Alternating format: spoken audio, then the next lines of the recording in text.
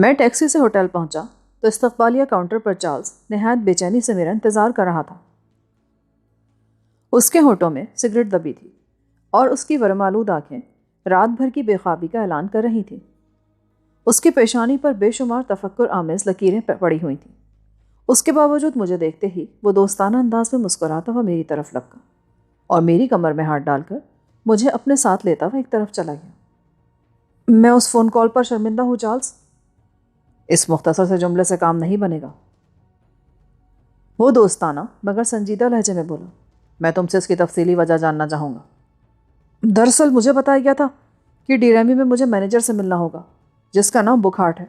بتانے والے نے مجھے تمہارا آخری نام بتایا جبکہ تم نے اپنا تعارف صرف پہلے نام سے کرایا تھا۔ اس عجیب اتفاق پر میں شاید کبھی غور نہیں کرتا، مگر جب شارٹ نے مجھے گھیر لیا اور میں بمشکل اسے نجات پانے میں کامیاب ہوا تو مجھے یہی خیال گزرا کہ میں شاید ڈیریمی میں غلط آدمی سے ٹکرا گیا جس نے تمہیں شارٹ کی طرف ہانک دیا۔ میں اپنی حماقت پر شرمندہ ہوں۔ مجھے تمہاری صاف گوئی پر خوشی ہے ڈاکٹر، یہ اچھا ہوا کہ تم نے خاموشی سے روپوش ہونے کے بجائے مجھے کال کر لی۔ تم سے کٹنے کے بعد میں دشواریوں میں گھر جاتا۔ شارٹ تمہاری راہ پر کیسے لگ گیا؟ اس نے دفاتر کے بعد ایک تنگ راہداری میں داخل ہوتے ہوئے سوال کیا۔ ڈائننگ ہال میں مجھے ایک شناسہ لڑکی مل گئی تھی اور وہ شارٹ کے ساتھ تھی۔ بس اس سے میرا نام معلوم ہوتے ہی وہ میرے پیچھے لگ گیا۔ تم نکلے کیسے؟ اسے کسی نے بہت بری طرح مارا تھا۔ میں اس کے ملازم کو ٹھکانے لگا کر آزادی تو حاصل کر چکا تھا، مگر اس کے پالتو کتوں کی وجہ سے باہر نکلنا مشکل تھا۔ یہ کہہ کر میں نے مختصر الفاظ میں اپنی کہانی دہرا دی۔ یہ اس کی بدقسمتی تھی کہ اس نے تمہارے بیان کی تصدیق کے لیے ڈیریمی کا رخ کیا۔ مجھے علم تھا کہ وہ مشکوک سرگرمیوں میں ملوث رہتا ہے، مگر وہ مجھ سے متعارف نہیں تھا۔ جب وہ خفیہ محکمے کا جعلی شناختی کارڈ لے کر میرے پاس آیا تو میرا ماتھا ٹھنکا۔ اس وقت عبداللہ بھی میرے پاس موجود تھا۔ اس نے مجھے شارٹ کو باتوں میں لگانے کا اشارہ کیا اور خود کھسک گیا۔ میں بھی اپنے ہوٹل میں ہنگامہ آرائی نہیں چاہتا تھا۔ جب میں اسے لے کر کمرہ نمبر 99 میں پہنچا تو عبداللہ کمرہ صاف کر چکا تھا۔ جب شارٹ ہوٹل سے روانہ ہوا تو میں بھی اس کے پیچھے نکلنا چاہتا تھا، مگر کاؤنٹر کلرک نے بروقت مجھے ایک بند لفافہ دیا جس میں عبداللہ کا پیغام تھا۔ اس نے لکھا تھا کہ وہ خود ہی شارٹ سے نمٹے گا۔ رات گئے عبداللہ واپس آیا تو بہت جھلایا ہوا تھا کیونکہ شارٹ اس کے ہاتھ آ کر نکل گیا تھا۔ کمرے میں داخل ہو کر اس نے دروازہ بند کیا اور ختم ہوتی ہوئی سگریٹ سے نئی سگریٹ سلگانے کے بعد بولا، عبداللہ کو ڈر تھا کہ شارٹ تمہیں ہلاک نہ کر دے، جبکہ ہم لوگ شارٹ کے ٹھکانے سے لا علم تھے۔ پھر مجھے البرٹو کا خیال آیا۔ وہ ایک اطالوی یہودی ہے اور اکثر شارٹ کے ساتھ دیکھا جاتا تھا۔ یہ معلوم ہوتے ہی عبداللہ البرٹو کے ساتھ یہاں پہنچا اور اسے زبردستی یہاں لے آیا۔ ہم نے اس پر بے پناہ تشدد کیا، مگر وہ شارٹ کے بارے میں زبان کھولنے پر آمادہ نہیں ہوا۔ اس وقت ہم لوگ سیڑھیاں اتر رہے تھے۔ گراؤنڈ فلور کے اس دور افتادہ اور ممنوعہ کمرے میں سیڑھیاں اترنے کا مطلب یہ تھا کہ ہم لوگ ڈیریمی کے کسی خفیہ تہخانے میں جا رہے تھے۔ عبداللہ کہاں ہے؟ میں اپنے اس نادیدہ محسن کے بارے میں اپنے تجسس پر زیادہ دیر قابو نہ رکھ سکا۔ یہی تہخانے میں ہے۔ وہ شاید البرٹو کو ہلاک کرنے کا قصد کر چکا ہے۔ ڈاکٹر کو خوفزدہ مت کرو چارلز، یہ سال اتنی آسانی سے نہیں مرنے پائے گا۔ اچانک تہخانے سے ایک گمبھیر آواز سنائی دی۔ وہ باتیں سن رہا ہے ہماری، چارلز محبت آمیز انداز میں بولا۔ وہ تہخانہ 40 فٹ لمبا اور اسی قدر چوڑا تھا۔ چھت کی بلندی بمشکل 10 فٹ رہی ہوگی۔ وہاں دیواروں کے ساتھ چھوٹے چھوٹے چوبی کریٹ چنے ہوئے تھے اور تہخانے کی فضا میں عجیب نامانوس سی بو رچی ہوئی تھی۔ تہخانے میں روشنی کا کافی انتظام تھا۔ کریٹوں کے انبار سے آگے ایک دیو ہیکل اور تنومند نوجوان لاپرواہ انداز میں دیوان پر لیٹا ہوا تھا۔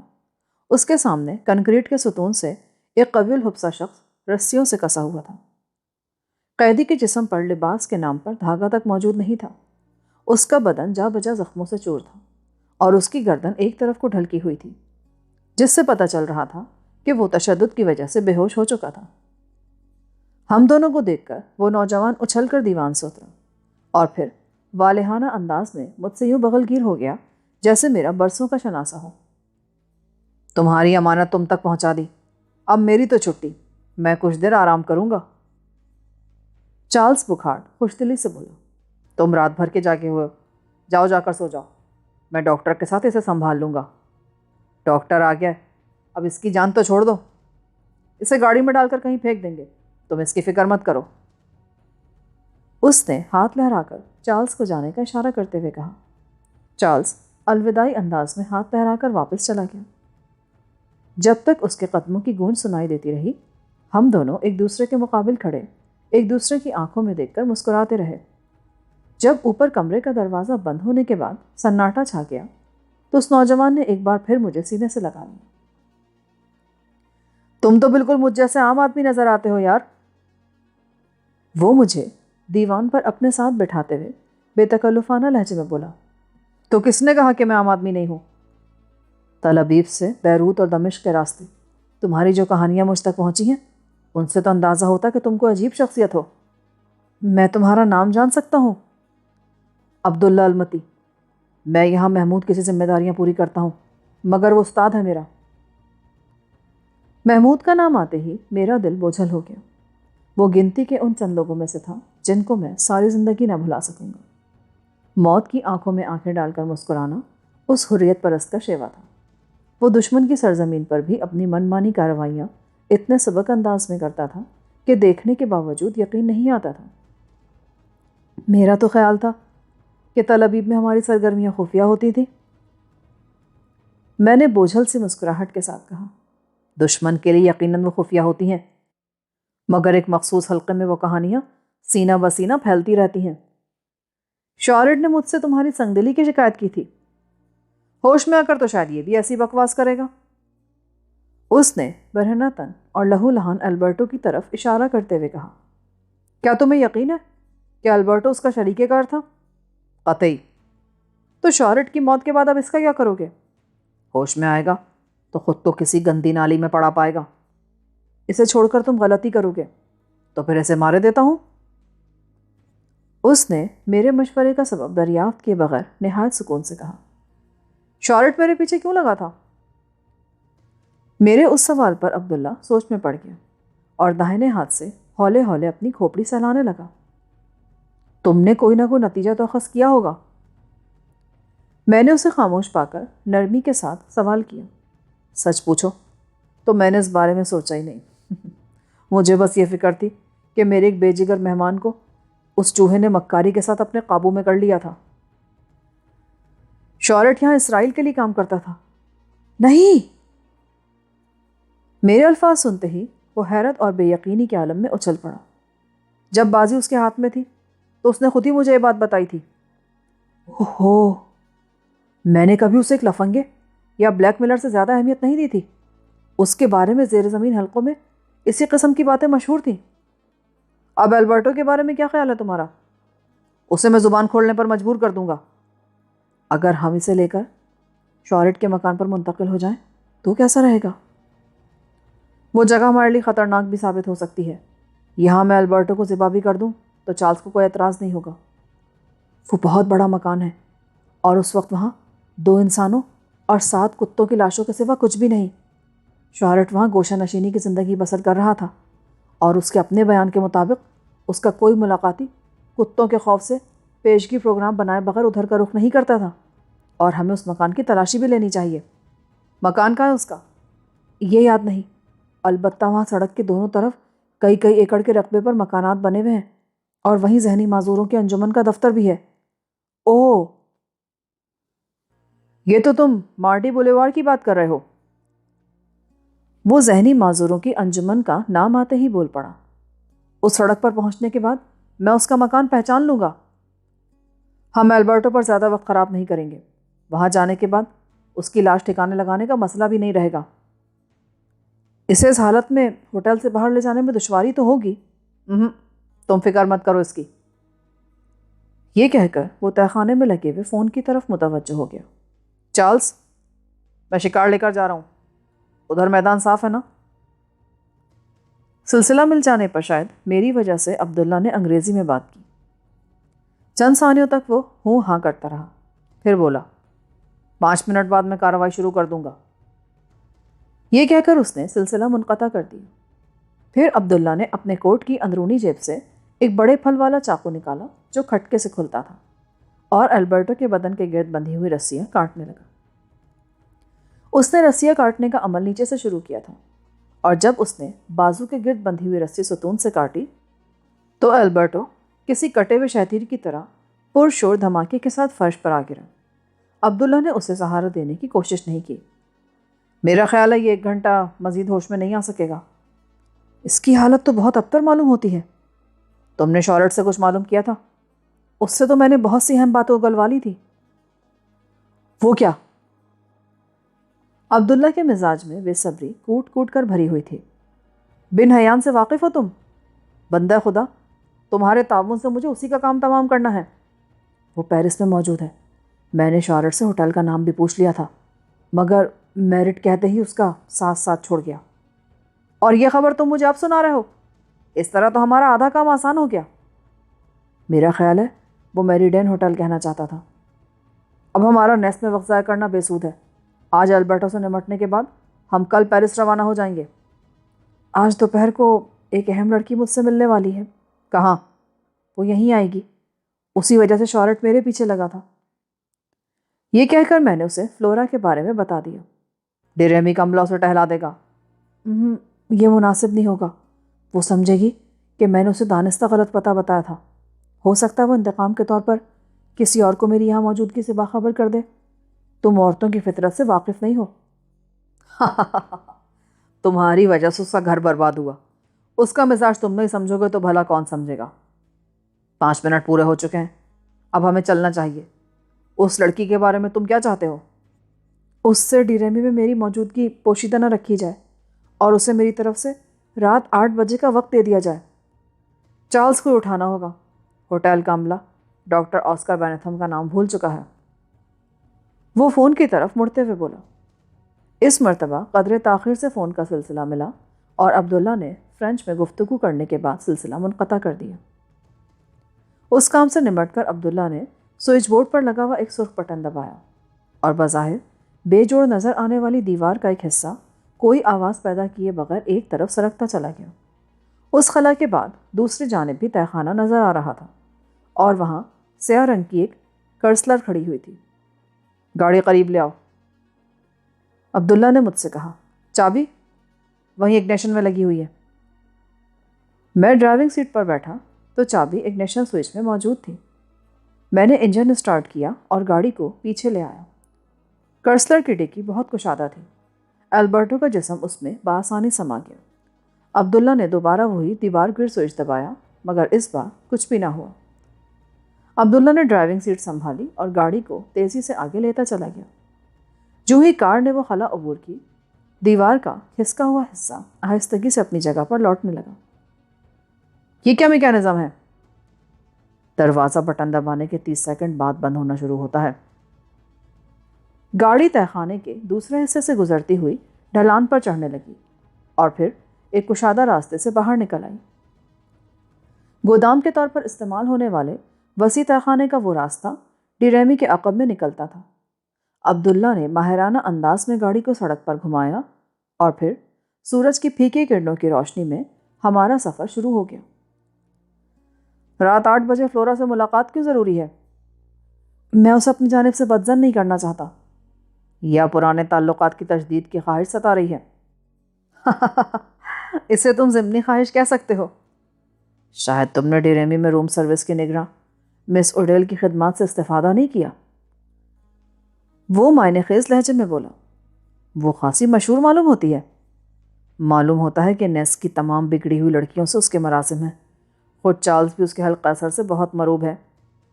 اچھا، اس کے جوہر بھی آزمانے ہی پڑیں گے پھر تو۔ یورپ کی طرح فرانس کی عورتیں بھی بڑی آزاد خیال ہیں، مگر ان میں ابھی مردانگی کے جراثیم پیدا نہیں ہوئے۔ وہ کیسے؟ واسطہ پڑھنے پر تم کو اندازہ ہوگا کہ گوری چمڑی میں نسائیت صرف فرانس میں نظر آتی ہے۔ خاصے تجربے کار ہو تم۔ پہلے بہت رنگین مزاج ہوا کرتا تھا، مگر تنظیم شمولیت کے بعد سے میں بہت محتاط ہو گیا ہوں۔ یہاں پیشہ ورانہ مہمات میں ہر حریف کے لیے عورت سب سے پہلا اور مؤثر ہتھیار ہے۔ یہاں کے ماحول کے مطابق شارٹ کو کسی لڑکی کے ذریعے تمہیں گھیرنا چاہیے تھا۔ اس وقت صبح کے 11 بج رہے تھے۔ آسمان پر ہلکے ہلکے بادل چھائے ہوئے تھے۔ فضا میں بھی خاصی خنکی موجود تھی۔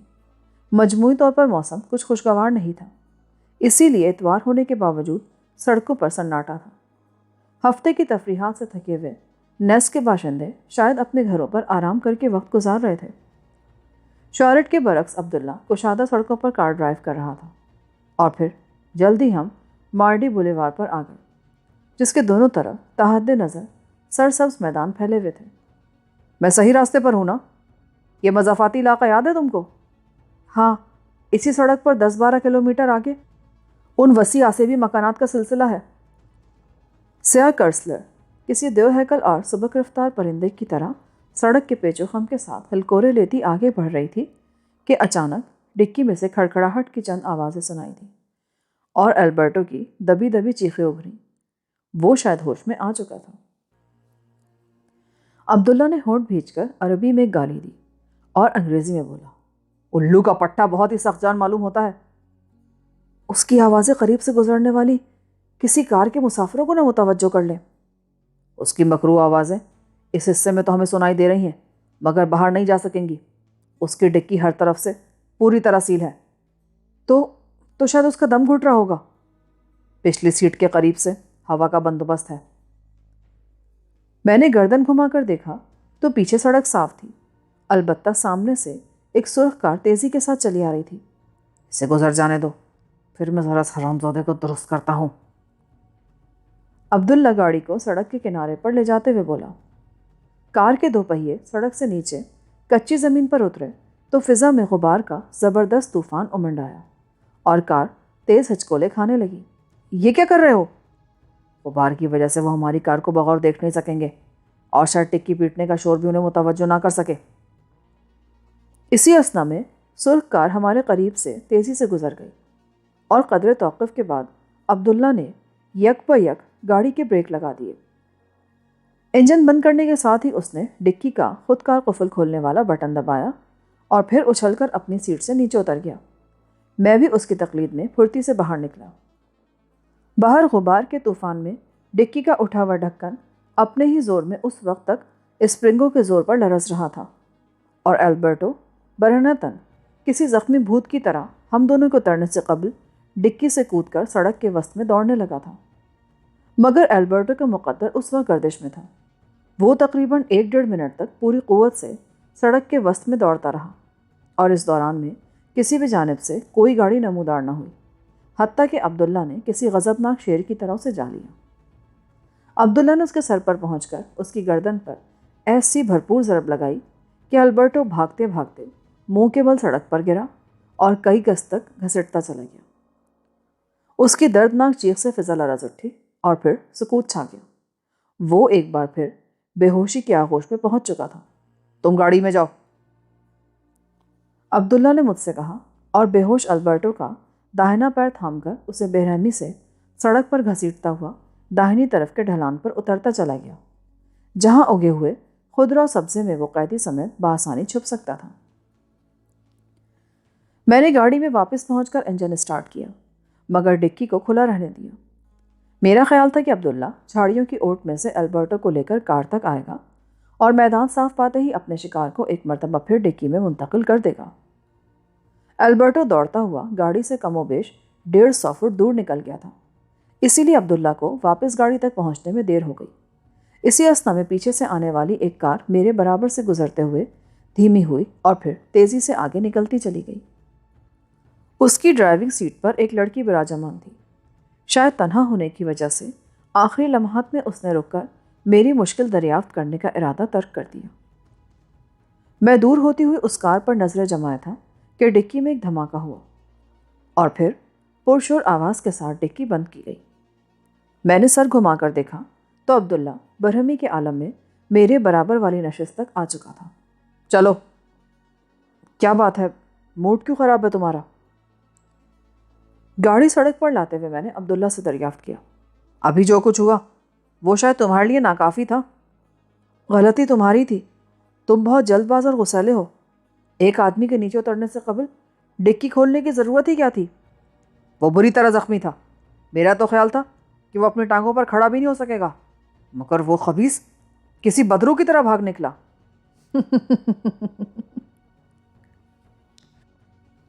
اس کے جھلائے ہوئے لہجے پر میں بے ساختہ ہنس پڑا۔ اب دانت کیوں نکال رہے ہو؟ وہ ایسے بولا جیسے وہ میرا برسوں پرانا بے تکلف شناسا ہو۔ پھر بھی تحمل اچھی چیز ہے، صبر سے کام لیتے تو یہ صورتحال ہی نہ پیدا ہوتی۔ میرے سامنے لفظ مت دہرانا۔ اگر البرٹو دوبارہ ہوش میں آ گیا تو کیا کرو گے؟ اس بار اس کا ہوش میں آنا مشکل ہے۔ کیوں؟ میرا خیال ہے کہ اب ہم اس کی لاش اٹھائے پھر رہے ہیں۔ میری ضرب سے اس کی گردن کی ہڈی ٹوٹ گئی تھی۔ اگر تمہارا خیال درست مان لوں تو 12 گھنٹے سے بھی کم عرصے میں تمہارے ہاتھوں دوسرا قتل ہوگا۔ دوسرا کیسے؟ شارٹ بھی تمہاری ضربات سے مرا ہے۔ تو تم نے واقعی اس پر ہاتھ نہیں اٹھایا تھا؟ تم نے گنجائشی کہاں چھوڑی تھی؟ کراٹے میں بس یہی خرابی ہے۔ تم کراٹے جانتے ہو؟ بیروت میں کچھ عرصے سے ہر فلسطینی کو یہ فن سکھایا جا رہا ہے۔ جو لوگ دوسرے کیمپوں میں تربیت پاتے ہیں وہ ابھی تک اس سہولت سے محروم ہیں۔ ہم باتیں کرتے کرتے مارڈی بولیوار پر بڑھتے رہے، حتیٰ کہ گنجان اور وسیع باغات میں گھری ہوئی خاموش اور ہیبت ناک حویلیوں کا سلسلہ شروع ہو گیا۔ شارٹ کے مکان کے احاطے کا 24 پھاٹک بدستور کھلا ہوا تھا۔ میں نے تیزی کے ساتھ کرسلر گھمائی اور روش پر پھیلی ہوئی بجری پر ٹائروں کا تیز شور سنائی دینے لگا۔ عبداللہ چونکنے انداز میں اطراف کا جائزہ لے رہا تھا۔ گاڑی ویران پوسٹ میں پہنچی تو میں نے عقب نما آئینے میں دیکھتے ہوئے کار ایسے رخ پر پارک کر دی جہاں وہ پھاٹک سے نظر نہیں آ سکتی تھی۔ چند لمحوں کے لیے اندر رکے رہو۔ دروازہ کھولنے کے لیور پر میرا ہاتھ پڑتے ہی عبداللہ نے اضطراری طور پر مجھے روک لیا۔ کیوں؟ میری چھٹی اس خطرے کی بو سونگھ رہی ہے۔ تم نے بتایا تھا کہ جب تم اس عمارت سے روانہ ہوئے تو یہاں لاشوں کے سوا کچھ نہیں تھا۔ ہاں، مگر اس وقت یہاں ہم دونوں کے علاوہ بھی کوئی موجود ہے۔ جب گاڑی پھاٹک سے اندر داخل ہوئی تو میں نے ایک سایہ پورچ سے درختوں کی طرف جھپٹتے دیکھا تھا۔ یہاں کون آ سکتا ہے؟ میں بڑبڑایا۔ پھر میری نظریں برآمدے کے چبوترے کی طرف اٹھ گئیں۔ شارٹ کے 5 کتے زہریلی سوئیوں کا شکار ہونے کے بعد برآمدے میں ہی مر گئے تھے اور کار کی سیٹ سے ان کا دیکھے جانا محال تھا، جبکہ سیڑھیوں پر مرنے والے دونوں کتے اسی حالت میں پڑے ہوئے تھے جس حالت میں میں انہیں چھوڑ کر صبح سویرے وہاں سے روانہ ہوا تھا۔ ریوالور وغیرہ ہے تمہارے پاس کیا؟ میں نے پوچھا۔ عبداللہ نے ڈرائیونگ سیٹ کے نیچے ہاتھ ڈال کر 2.4 کا وزنی ریوالور نکال لیا۔ گاڑی میں بیٹھے رہے تو شاید ہم کبھی اپنے شبہات کی تصدیق نہیں کر سکیں گے۔ وہ ادھر کیا ہے؟ عبداللہ نے داہنی طرف کے گنجان اور خضرا جنگل پر نظریں جما کر پر اعتماد لہجے میں کہا، شیشہ اتار کر ادھر اندھا دھند 1-2 فائر کر دو، شاید وہ بوکھلا کر اپنی کمین گاہ سے نکل پڑے۔ شیشہ نہ اتارنا، اس گاڑی کے تمام شیشے بلٹ پروف ہیں، کہیں وہ شیشہ اتارتی گولی نہ چلا دے۔ اس احتیاط سے تو بہتر ہے کہ واپس لوٹ چلو۔ گاڑی سٹارٹ کر کے داہنی طرف جھاڑیوں میں بڑھا لے جاؤ، میرا اندازہ ہے کہ وہ زیادہ اندر نہیں گیا ہوگا۔ درختوں سے بچنے کے باوجود کار برباد ہو جائے گی، پرواہ مت کرو۔ کرسلر کا بے آواز انجن اس وقت تک بند نہیں کیا گیا تھا۔ میں نے خود کار گیئر کے لیور کو پارکنگ سے فارورڈ پوزیشن میں کھسکایا اور کرسلر اچھلتی ہوئی داہنی جانب جھاڑیوں میں گھستی چلی گئی۔ جا بجا درختوں کی موجودگی کی وجہ سے مجھے بار بار اسٹیئرنگ کاٹنا پڑ رہا تھا، جبکہ عبداللہ کی عقابی نظریں دشمن کو تلاش کر رہی تھیں۔ پھر اچانک ہی وہ سامنے آ گیا۔ اس وقت وہ گاڑی کی بالکل سیٹ میں پیٹ کے بل جھاڑیوں میں لیٹا ہوا تھا۔ اگر وہ اچھل کر اپنی جگہ سے نہ اٹھتا تو گاڑی کے پہیوں کے نیچے روندا جاتا۔ وہ دبلا پتلا، دراز فام، سفید فام تھا۔ اس نے ایک درخت کی آڑ لیتے ہی کرسلر پر فائر چھونک دیا۔ گولی ونڈ شیلڈ سے ٹکرا کر اچٹ گئی۔ فائر کرو، میں نے بریک لگاتے ہوئے کہا۔ اس پر کار چڑھا دو، عبداللہ نے ہجان آمیز لہجے میں کہا۔ پر وہ درخت کے تنے کے پیچھے، کار تنے سے ٹکرا دو۔ میں نے کار آگے بڑھائی اور بظاہر تنے کا نشانہ لیا، مگر جو ہی وہ ہماری کار پر گولیاں برساتے ہوئے بوکھلا کر دوسرے درخت کی طرف لپکا، میں نے یک بہ یک کار کی رفتار تیز کر دی۔ کرسلر کا بمپر خاصی شدت سے اس کی پنڈلیوں سے ٹکرایا اور پھر گرنے سے قبل دوسرے جھٹکے میں گاڑی نے اسے خاصا دور اچھال دیا۔ عبداللہ بجلی کی سیسریت سے چلتی گاڑی سے کود گیا۔ میں بھی انجن بند کر کے اس کے پیچھے لپکا۔ اس وقت تک وہ نامعلوم دشمن کے سر پر سوار ہو چکا تھا۔ وہ زمین پر پڑا ہوا کرا رہا تھا اور ساتھ ہی ساتھ فرینچ میں کچھ فریاد بھی کرتا جا رہا تھا۔ اس کا ریوالور اس کے ہاتھ سے نکل چکا تھا۔ اسے ٹکر کے نتیجے میں کوئی شدید زخم تو نہیں آیا تھا، مگر وہ بہت زیادہ خائف نظر آ رہا تھا۔ عبداللہ نے کوٹ کا کالر تھام کر اسے سیدھا کھڑا کر دیا۔ وہ اس کے سامنے گڑ گڑانے لگا۔ تم انگریزی نہیں بول سکتے؟ میں نے غرا کر پوچھا۔ ہاں جناب، میں بڑی اچھی انگریزی بول لیتا ہوں۔ مجھے کچھ نہیں پتا کہ یہاں کیا ہوا، میں بھی تھوڑی دیر پہلے یہاں آیا ہوں۔ تم یہاں کیا کر رہے تھے؟ میں تابوت بنانے والی کمپنی میں ملازم ہوں۔ شارٹ نے کل رات مجھے یہاں پہنچنے کا پیغام دیا تھا۔ میں حسب وعدہ 11 بجے گیٹ پر پہنچ گیا اور کافی دیر تک ہارن دیتا رہا، پر وہ کہیں نہیں نظر آ رہا تھا، جبکہ وہ ہمیشہ برآمدے میں موجود ہوتا تھا۔ شارٹ نظر نہ آیا تو میں نے ڈرتے ڈرتے اپنی پک اپ اندر داخل کر دی۔ میرا ارادہ تھا کہ شارٹ موجود نہ ہوا تو پک اپ سے اترے بغیر واپس چلا جاؤں گا، کیونکہ یہاں خوخار کتے کھلے پھرتے ہیں۔ اندر پہنچنے پر مجھے برآمدے میں کتوں کی لاشیں نظر آئیں تو مجھے کسی گڑبڑ کا شبہ ہوا۔ مردہ کتوں کو دیکھنے کے باوجود میں کافی دیر تک اپنی گاڑی سے اترنے کی ہمت نہیں کر سکا۔ پھر میں نے پک اپ میں ہارن بجاتے ہوئے مکان کا طواف کیا، مگر ہر طرف موت کا بھیانک سکوت طاری تھا۔ کسی زندہ اور آزاد کتے کے نہ ہونے کا یقین کرنے کے بعد میں گاڑی سے اتر کر کتوں کی لاشیں دیکھ ہی رہا تھا کہ آپ لوگ آن پہنچے اور میں جھاڑیوں میں چھپ گیا۔ پک اپ کہاں ہے تمہاری؟ مکان کے عقب میں موجود ہے، سارا سامان بھی اسی میں ہے۔ یہاں کیوں بلایا تھا تمہیں؟ ایک آدمی کا ایئر پارسل تیار کرنا تھا جو شارٹ طلبی بھیجنے والا تھا۔ اس شخص نے جواب میں انکشاف کیا۔